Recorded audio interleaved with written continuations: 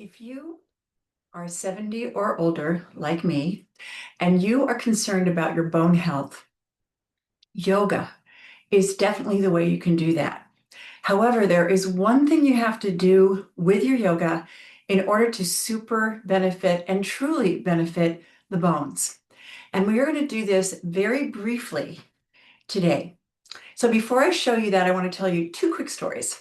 One is about a friend of mine who was telling me recently, she is my age, I am almost 71, that she has some 20-something-year-old girls in her classes that can hardly do this pose, and yet she can still hold it for a really long time, probably longer than me.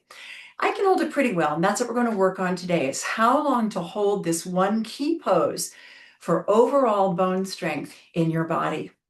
My second story is about a man friend of mine who's a yoga teacher.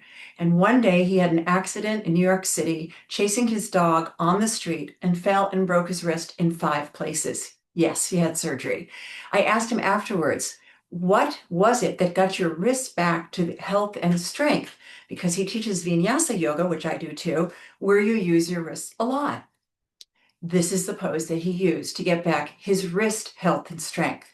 So we can use this for the bones in our body, but at the same time, we will be working the wrist joint and some muscles.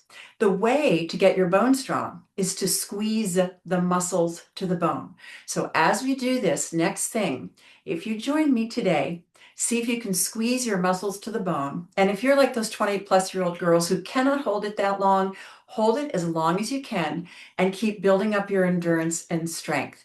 You can also modify it with your knees down. The good news is you just need 30 seconds.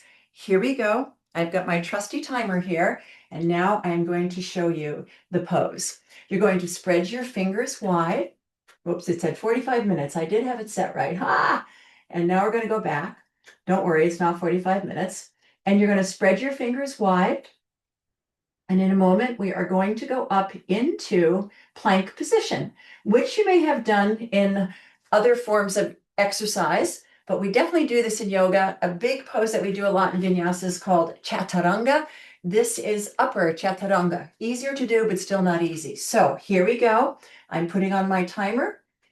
Spread your fingers wide, press your heels back, pull your belly in, breathe through your nose, squeeze those leg muscles, squeeze those arm muscles, squeeze those belly muscles. You do not want to let your hips drop.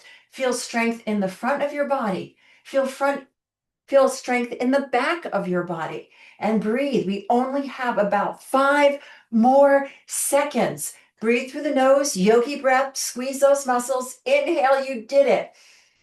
And now exhale. Good. That is 30 seconds. And all it takes for you to strengthen your bones in a yoga pose. So if you're going to the fast yoga classes or feel like that's what you have to do to strengthen your bones, older ladies, no, slow down. And younger ladies who don't want to be like your mom when you get older, I had someone tell me that the other day. She wants to learn now so she doesn't start falling in her 70s and having health issues. Do these things now, and if you're my age, start doing them now. 30 seconds is all it takes. So thank you very much for tuning in. If you'd like to receive my email, just click the link here to the website. We have a monthly newsletter just once a month with yoga tidbits. And if you'd like to subscribe and you're not subscribed, please subscribe to this YouTube channel. Thank you so much for tuning in. Stay well, keep strengthening. Take care.